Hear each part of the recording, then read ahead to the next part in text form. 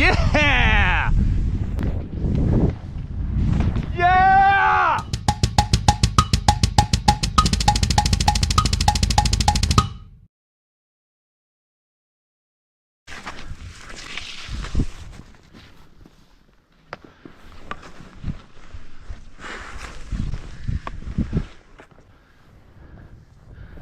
Could this be the perfect powder field? The only tracks ahead of me right now are my own from skinning up and the group.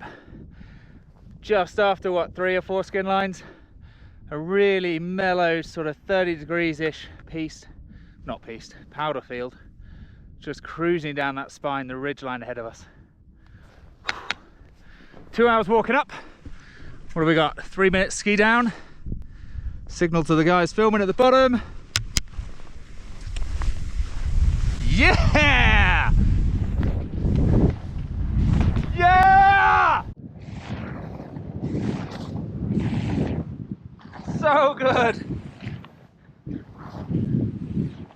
The weather the last few days has just been horrible. This is the first actual blue sky powder day we've had in a long time.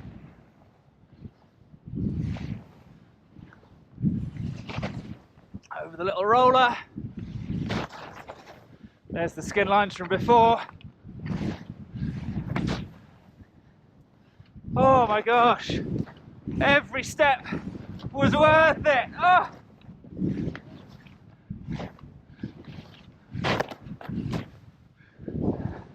It's one of the footpaths from the summer there. It's so mellow, easy skiing.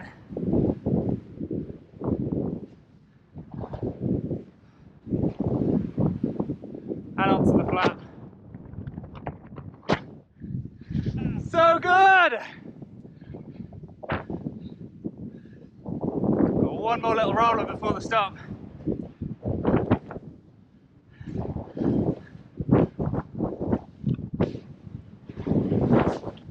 There it goes. Taking it easy to pick the route through here.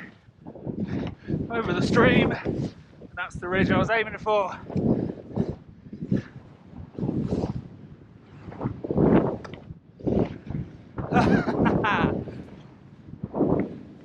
Woo!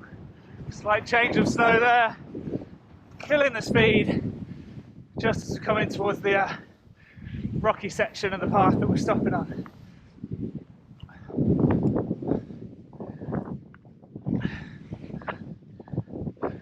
Through the rocks. By complete chance. There's our friends. Hi! How good was that? That was sick. Oh, yeah. Yeah. There it is. That's the first rock. It's definitely shallow as a drop down this bit. But, whoa, yes. Now and then you get the perfect little pitch. Just there, yes. It's still early season, of course. This is only the 2nd of January when I'm filming this. That was a bit of a chunky rock, that one. That's why all these plants are still sticking through. And it really is just picking your gap through the trees and what could be a little rock. Ooh. Nice and bouncy snow though.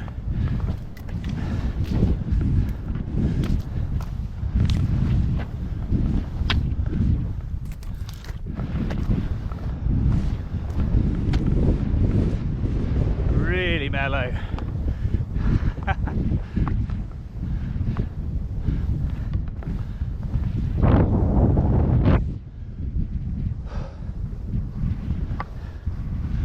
Oh, and that's that. Into the shadow, down at the bottom of the Surrend Valley. Skins back on, and up to that peak. That's our next climb. All before 11 o'clock in the morning.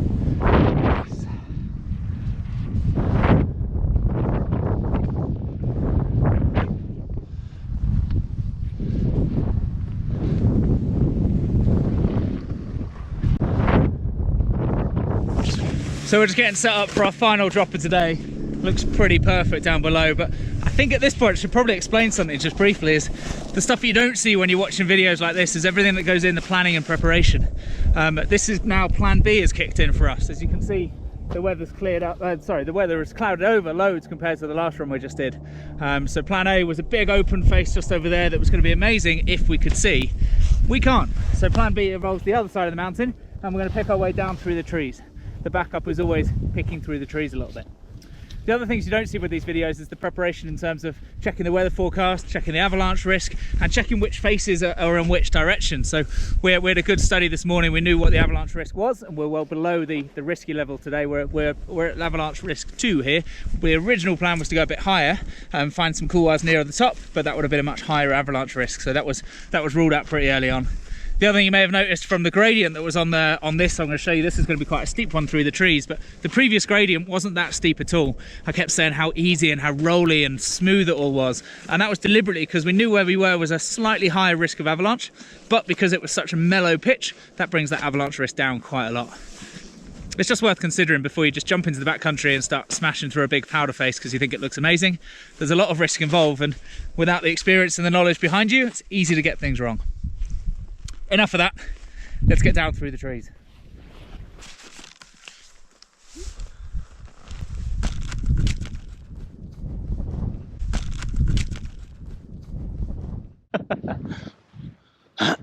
Right then. I'm too heavy.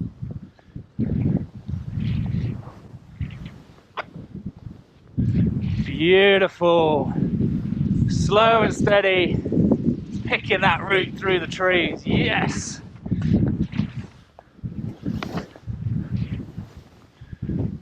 Probably even harder on the camera, but coming down here, it's very difficult to see what the snow's actually doing and read the changes in the snow, or if there's a lump or a rock or something sticking through. As soon as it's a tree, I can see it. Any lumps are just flat though. Oh, but it's perfect. There's that little rock. That's the stream. Way up. And then we're back in this open bit again.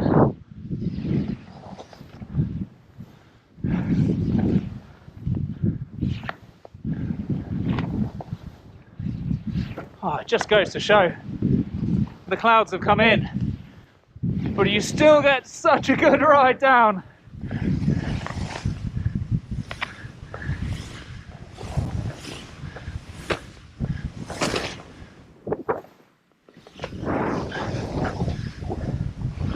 This is a little pick onto the path, and you'll see where our skin tracks were from the way up, just there, and then we'll pick our next little route just down through here. It's pretty good, huh? That was nice. Nice and mellow. Yeah. Doesn't feel steep because there's trees there, but it's got to be at least 40 something degrees. That was decent. Good pitch. Right. Section 2. Yeah. A little bit tighter as we come through these bits. Picking a good looking route. Oh yeah.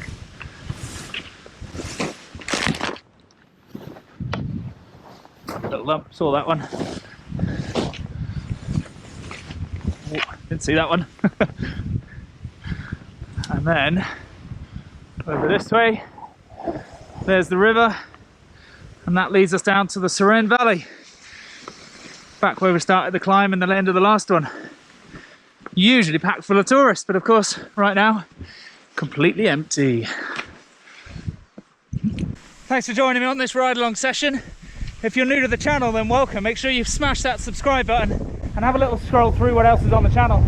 I've done a few little tuitional videos on ski touring and how to stay safe in the mountains, as well as loads on windsurfing, which is where this first started from, the whole channel and the whole ride along idea. If there's anything particular you want me to do or go through or teach, or a specific run maybe you've heard of around the Alpe d'Huez, Deux Alpes, Le Grave sort of area, drop us a message, because we're going to be exploring them all while we're on lockdown and no one else can ski. As you see again behind me, that's the famous Serene Valley, and Serene Piste just finishing there, and we are the only ones on it because the only way to get up is by foot.